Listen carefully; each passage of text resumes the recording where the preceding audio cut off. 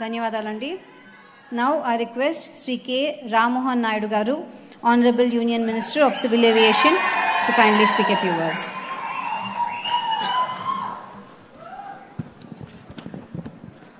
వేదికను అలంకరించిన పెద్దలు, నవ్యాంధ్రప్రదేశ్ నిర్మాత, నిత్య స్ఫూర్తి ప్రదాత, ఆంధ్రప్రదేశ్ రాష్ట్ర ముఖ్యమంత్రి వర్యులు శ్రీ నారా చంద్రబాబు నాయుడు గారు, విశిష్ట అతిథిగా ఈరోజు ఈ కార్యక్రమానికి విచ్చేసిన జాతీయ నాయకులు, ఈరోజు దేశంలో ఏ రాజకీయ నాయకుడున్నా సరే ప్రతి ఒక్కరు కూడా ఒక ఇన్స్పిరేషన్గా తీసుకోవాల్సినటువంటి వ్యక్తి minister for road transport and highways కేంద్ర మంత్రి వర్యులు నితిన్ గడ్కరీ గారు.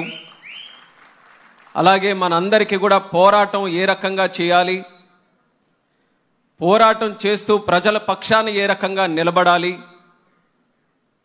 ప్రజల పక్షాన నిలబడుతూ ఆ కార్యక్రమాలని విజయవంతంగా ఎలా నడిపించాలని నిత్యం స్ఫూర్తిని అందిస్తున్నటువంటి నాయకులు ఉప ముఖ్యమంత్రి వర్యులు పవన్ కళ్యాణ్ గారు, నా సహచర మంత్రివర్యులు స్థానిక పార్లమెంటు సభ్యులు పెమ్మసాని చంద్రశేఖర్ గారు, అలాగే భూపతిరాజు శ్రీనివాసరాజు వర్మ గారు, అలాగే రాష్ట్ర మంత్రివర్యులు బీసీ జనార్దన్ రెడ్డి గారు, సత్యకుమార్ యాదవ్ గారు, వేదికను అలంకరించినటువంటి పార్లమెంటు సభ్యులు, శాసనసభ్యులు, అధికారులు, నాయకులు, ఈ యొక్క కార్యక్రమానికి విచ్చేసినటువంటి సోదరు సోదరిమణులకి, మీడియా మిత్రులకి అందరికీ కూడా నా హృదయపూర్వకమైనటువంటి నమస్కారాలు తెలియజేసుకుంటున్నాను.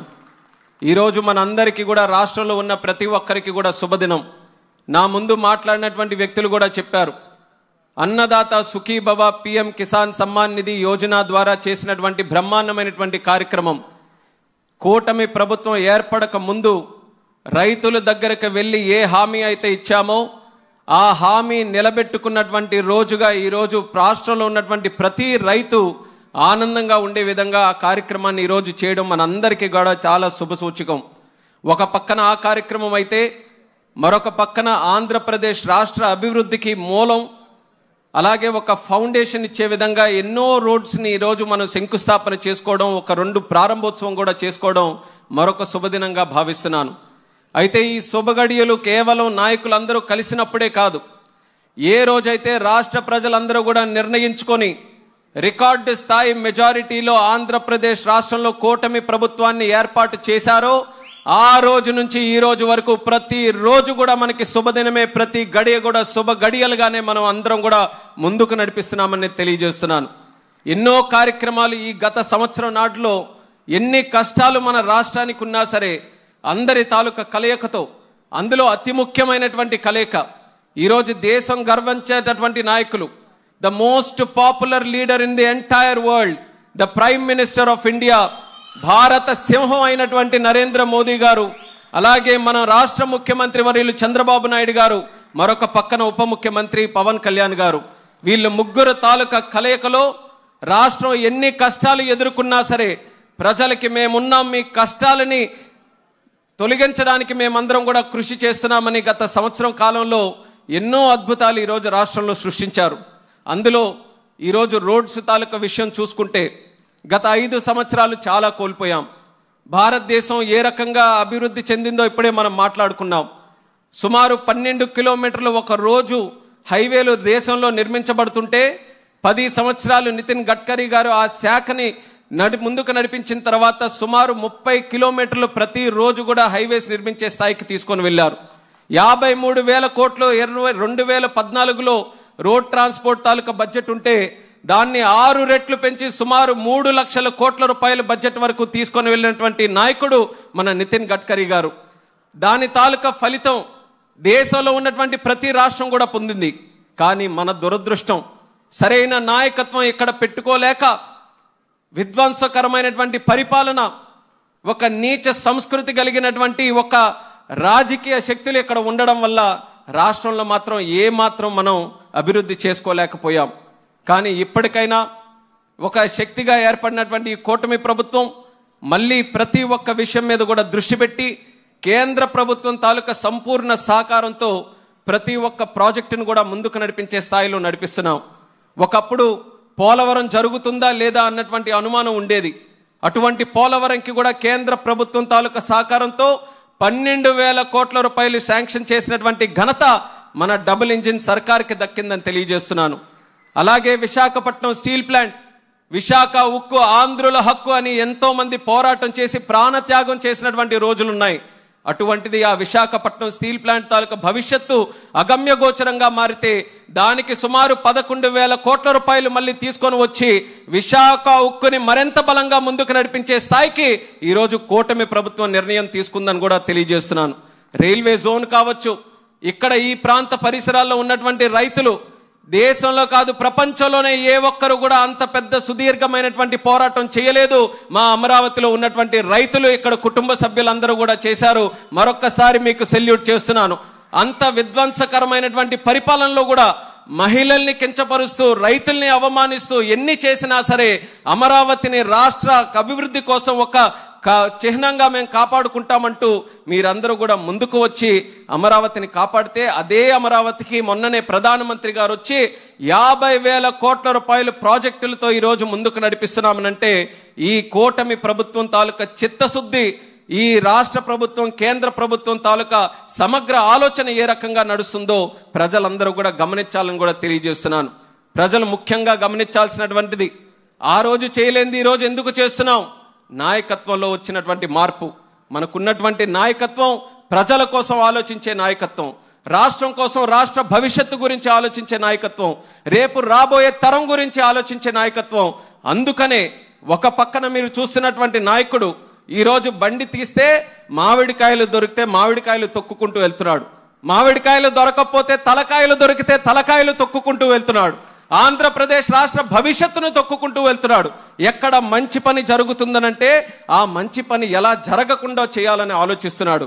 మరొక పక్కన మనకున్నటువంటి నాయకత్వం అందరినీ కూడా కలుపుకొని తీసుకొని వెళ్తూ ఆంధ్రప్రదేశ్ రాష్ట్రమే కాదు, తెలుగు వాళ్ళు ఎక్కడ ఉన్నా, ప్రపంచంలో ఏ మూల ఉన్నా సరే అందరికీ కూడా మన ప్రభుత్వం సహకరిస్తూ ముందుకు నడిపించాలని ఒక గొప్ప ఆలోచనతో చేస్తున్నటువంటి ఈ కార్యక్రమం నిరంతరం కూడా కొనసాగాలి. మనకు జరుగుతున్నటువంటి తప్పులు ఏంటంటే, చెట్టును మనం నాటి నీళ్లు పోసి తీరా కాయలు కోసుకునే టైంకి ఒక కషాయవాడిని పెట్టి ఆ కాయలే కాకుండా చెట్టును కూడా నరికే పరిస్థితి ఆంధ్రప్రదేశ్ రాష్ట్రంలో వచ్చి ఎందుకు మనం బాగుపడట్లేదని తిరిగి మనకే ప్రశ్న అడుగుకుంటే అది ఎంతవరకు న్యాయమో రాష్ట్ర ప్రజలు కూడా ఆలోచించాలి. ఇంత గొప్ప నాయకత్వం దేవుడిచ్చిన వరం, ఇంత గొప్ప ప్రభుత్వం దేవుడు ఇచ్చినటువంటి ఒక అవకాశం, ఆ అవకాశాన్ని పూర్తి శాతం మనం సద్వినియోగం చేసుకొని దేశంలోనే కాదు ప్రపంచంలోనే ఒక ఉన్నతమైనటువంటి ప్రాంతంగా ఆంధ్రప్రదేశ్ రాష్ట్రాన్ని తీర్చిదిద్దడానికి మన తెలుగు ప్రజలు, రాష్ట్ర ప్రజలు అందరూ కూడా కలిసికట్టుగా ముందుకు రావాలని ఈ సభాముఖంగా కోరుకుంటూ గడ్కరీ గారికి ప్రత్యేకమైనటువంటి ధన్యవాదాలు కూడా ఈ సందర్భంగా తెలియజేస్తున్నాను. ఆంధ్రప్రదేశ్ రాష్ట్రంలో ఉన్నటువంటి 5 కోట్ల మంది జనాభా అందరూ కూడా గతంలో మరి గుంతలతో ఉన్నటువంటి రోడ్ల వల్ల ఇబ్బంది పడ్డారు. కేవలం ఇబ్బంది అంటే ఒక ప్రాంతం నుంచి ఇంకో ప్రాంతంకి వెళ్ళడానికే కాదు, ఒక రోడ్డు బాగుంటేనే ఒక విద్యార్థి స్కూల్కి చక్కగా వెళ్ళగలడు, రోడ్డు బాగుంటే వ్యాపారస్తుడు చక్కగా వ్యాపారం చేసుకోగలడు, రోడ్డు బాగుంటే ఒక అంబులెన్స్లో ఉండేటటువంటి వ్యక్తి కూడా హాస్పిటల్కి సరైన సమయానికి వెళ్ళగలడు. ఒక రోడ్డు బాగుంటేనే ప్రజల తాలూకా మొరాల్ కూడా బాగుండే పరిస్థితి ఉంటుంది. అది 5 సంవత్సరాలు దెబ్బతిన్న తర్వాత యుద్ధ ప్రాతిపదికన రోడ్డు ప్రాజెక్ట్స్ అన్ని కూడా మన రాష్ట్రంలో మనం తీసుకొని ఇప్పుడే రివ్యూ మీటింగ్ కూడా పెడితే 28 ప్రాజెక్టులు, 28 ప్రాజెక్టులకి తాలూకా ఖర్చు 83,000 కోట్లు. ఆ 28 ప్రాజెక్టులు కూడా ముఖ్యమంత్రి గారు గడ్కరీ గారు దృష్టిలో పెడితే ఏ ఒక్క ప్రాజెక్టుకి కూడా నో అనకుండా ఏ రకంగా అది పూర్తి చేయాలో మంచి సలహాలతో ముందుకు వచ్చేటటువంటి వ్యక్తి గడ్కరీ గారు. ఆ రకమైనటువంటి పాజిటివ్ అప్రోచ్తో వచ్చినందుకు ప్రత్యేకంగా నేను ఆయనకు కూడా ఈ రాష్ట్రం తరపున ధన్యవాదాలు తెలియజేసుకుంటున్నాను. మీ అందరికీ కూడా తెలుసు, P4 ప్రోగ్రామ్ని మన చంద్రబాబు నాయుడు గారు ఒక ఇన్స్పిరేషనల్ ప్రోగ్రామ్గా తయారు చేశారు. Public private people partnership. P4 programme ఎలాగుందో అలాగే P4 మినిస్టర్ మన గడ్కరీ గారు. P4 అనంటే పాజిటివ్ మినిస్టర్, ప్రోయాక్టివ్ మినిస్టర్, అలాగే మనకందరికీ కూడా ప్రాక్టికల్ అప్రోచ్తో నడిచే మినిస్టర్. పాజిటివ్, ప్రోయాక్టివ్, ప్రాక్టికాలిటీతో పాటు 4వ P పీస్ఫుల్ మినిస్టర్. ఎప్పుడు కూడా ఆయన ఎవరి మీద అరిచేది ఉండదు, ఎవరి మీద ఆగ్రహం అయ్యేది ఉండదు. కేవలం వాళ్ళ పార్టీ అనో లేకపోతే వాళ్ళకి చెందినటువంటి నాయకులనే కాదు, ప్రతిపక్షం వాడు వచ్చినా సరే వాడిని గౌరవించుకొని ఆ విషయం ఏంటో తెలిసి ఆ విషయం నేను ఎలా పరిష్కరించగలనని ఆలోచించేటటువంటి మంత్రి మన నితిన్ గడ్కరీ గారు అన్నది మరొకసారి గర్వంగా ఈ సందర్భంగా తెలియజేస్తున్నాను. गडकरी जी, मैं 2014 में MP बना था, बहुत ही कम उम्र में मैं बन गया था हमारे चंद्रबाबू नायडू जी के आशीर्वाद से।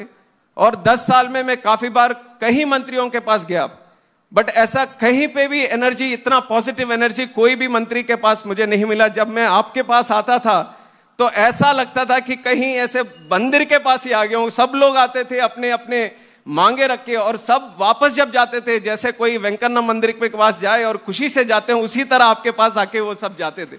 और 10 साल में ये देखता रहा। और जब मुझे मंत्री बनने का एक अवसर मिला, फिर भी हमारे ब्लेसिंग्स हमारे चंद्रबाबू नायडू जी के, तो मेरे को एमपी के सारे चीजें मेरे को पता थे, पर मंत्री का कुछ पता नहीं था। और मंत्री बनने के बाद एक तो सिविल एविएशन मिला, और मेरा 10 साल का एमपी का टाइम में ऐसा गुजरा कि मैं कभी सिविल एविएशन मिनिस्टर के पास ही नहीं गया। तो मुझे पता नहीं होता था कि डिपार्टमेंट में भी कैसा होगा, डिपार्टमेंट कैसे चलाएंगे और क्या चीजें होंगे। और शुरू के दिन से ही ऐसा होता था कि सारे देश के जितने भी एमपीस रहते थे, क्योंकि जिस तरह से एविएशन में भी विस्तार हुआ, जिस तरह से बढ़ोतरी हमें देखने को मिला देश में भी, तो उसी तरह लोग जब मेरे पास आते थे तो मैं काफी कंफ्यूज रहता था कि कैसे संभालें। तब मैंने एक सोच में एक साथ मैं आगे चला कि जिस तरह हमने देखा कि गडकरी जी वो मंत्रालय चलाते हैं, जिस तरह लोगों को खुश रखते हैं, एमपीओ के सारे चीजों को वो ध्यान में रखते हुए काम करते हैं, उनको इंस्पिरेशन लेके हम काम करेंगे। और मैं कह सकता हूं सर गर्व के साथ, पिछले 1 साल में आपको ही इंस्पिरेशन लेके मैंने काम किया है। और मुझे कई बार मेरे को सुनने को मिला है कि सर आप गडकरी जी जैसे काम कर रहे हैं, तो वो मेरे लिए बहुत सौभाग्य की बात है। और उसी तरह आगे चलते हुए भी आपको आपके मार्गदर्शन में, क्योंकि లాజిస్టిక్స్ విషయంలో ఈ ఆంధ్రప్రదేశ్ రాష్ట్రం ఒక హబ్గా తయారు చేయాలని చంద్రబాబు నాయుడు గారి తాలూకు ఆలోచన. లాజిస్టిక్స్లో రోడ్స్ కానీ, రైల్వేస్ కానీ, ఎయిర్పోర్ట్స్ కానీ, పోర్ట్స్ కానీ, అందులో ఎయిర్పోర్ట్స్ తాలూకా విస్తరణ కూడా ఈరోజు రాష్ట్రంలో, దేశంలో అతి ముఖ్యమైనటువంటి కార్యక్రమంగా నరేంద్ర మోదీ గారు ముందుకు నడిపిస్తున్నారు. గత 10 సంవత్సరాల్లో భారతదేశంలో ఏవియేషన్ చూసినటువంటి గ్రోత్ ఏ దేశంలో ఎక్కడ కూడా చూడలేదు. భారతదేశంలో 74 ఎయిర్పోర్ట్లు 2014లో ఉంటే ఈ రోజుకి 162 ఎయిర్పోర్ట్లు అయ్యాయి. నేను మంత్రి అయినటువంటి సంవత్సర కాలంలోనే 8 కొత్త ఎయిర్పోర్ట్లు మనం లాంచ్ చేశాం. ఆ రోజు 2014లో ఎంతమంది ప్రయాణికులు ఉండేవారో దానికి 2 ప్రయాణికులు ఈ రోజు మన భారతదేశంలో తిరుగుతూ ఉన్నారు. అలాగే మనం చూసుకుంటే ఎయిర్ క్రాఫ్ట్ల తాలూకా సంఖ్య కూడా ఈ రోజు డబుల్ అయ్యింది.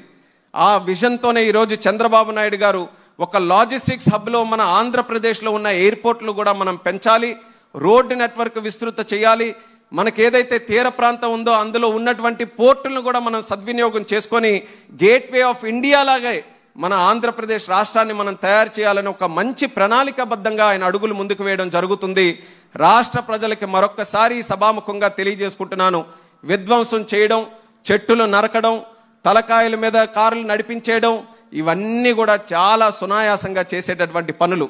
కష్టపడడం, చెమటోడ్చడం, ప్రతిరోజు కూడా ప్రజల కోసం అహర్నిశలు కష్టపడడం, ఎంత వయసు వచ్చినా సరే ఉత్తేజంగా, ఉల్లాసంగా ఈ రాష్ట్రం కోసం అహర్నిశలు కూడా కృషి చేయడం, అది ఒక మహానాయకుడు ఉండాల్సినటువంటి లక్షణం. అది మన చంద్రబాబు నాయుడు గారికి ఉంది. అటువంటి నాయకుడిని మనమందరం కూడా ఒక అదృష్టంగా మనం తీసుకొని ఈరోజు జరుగుతున్నటువంటి కార్యక్రమంలో ప్రతి ఒక్కరు కూడా సపోర్ట్ చేసుకుంటూ ఆంధ్రప్రదేశ్ రాష్ట్రం, మన తెలుగు జాతి ఎప్పుడు కూడా నంబర్ 1గా ఉండడానికి ప్రజలు నిత్య సహకారం, నిత్య ఆశీర్వాదం అందించాలని మళ్ళీ ఈ సభాముఖంగా తెలియజేసుకుంటూ ఈరోజు ఈ కార్యక్రమం ఈ ప్రాంతంలో అటెండ్ అవుతున్నందుకు నాకు ఎంతో ఆనందంగా ఉంది. ఈరోజు జరుగుతున్నటువంటి ప్రోగ్రామ్స్ కూడా కేవలం ఒక ప్రాంతానికి చెందినటువంటివే కాదు, మన శ్రీకాకుళం జిల్లా నుంచి అనంతపురం వరకు ఎన్నో రోడ్లని ఈరోజు మనం కలుపుకుంటూ చేసుకున్నాం. అలాగే భవిష్యత్తులో కావాల్సినటువంటి రోడ్లు మా ప్రాంతంలో ఉన్నటువంటి మూలపేట పోర్టుకి ఎంతో కాలం నుంచి అనుకుంటున్నాం, తీర ప్రాంతం నుంచి ఒక బీచ్ రోడ్డు ఉండాలని.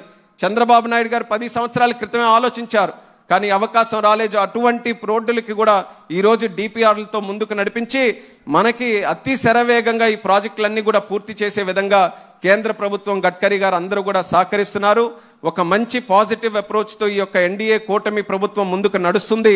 దానికి ఆశీర్వదిస్తున్నటువంటి ప్రతి ఒక్కరికి కూడా మరొకసారి ధన్యవాదాలు తెలియజేసుకుంటూ మీ అందరి దగ్గర సెలవు తీసుకుంటున్నాను. జై హింద్, జై జన్మభూమి.